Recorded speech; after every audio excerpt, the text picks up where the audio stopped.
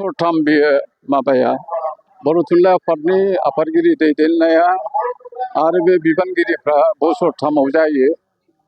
बेखौ जोङो बे डक्टर सुरत नार्जारि दैदेननाय बोसोरथामा बे बिजिनियाव 65 एनुअल कनफारेन्सआव जोबनानै थांबायमोन आरो जोबथा थान्दै मेल खालि सावरायनाय जादोंमोन।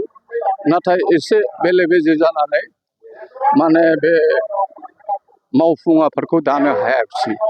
दा दानो हायैयाव बेखौ स्पेसियेल डेलिगेट सेसन आरो नङाबा कनभेन्सन लिंनानै बेखौ गोदानै दाफिननाय जागोन। आरो सुरत नार्जारि दैदेननाय बे आफादा जोबनानै थांबाय, गतिके गोदान जों कनभेन्सन लिंनानै जायफोरनिखि बेवहाय थान्दै हिसाबै फैदोंमोन बिथांमोनखौ लिंहरजोबनानै जोङो बे मावफुं आफादखौ जों दाफिननांगोन।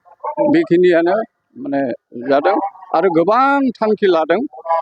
बेखौ हयथ' नोंथांमोनाबो मिथिखाबाय जे बेखौ फोसावनायबो जादों। माने गोबां जेंनानि सायावबो माखासे बिथांखि थांखि आजावनाय जादों।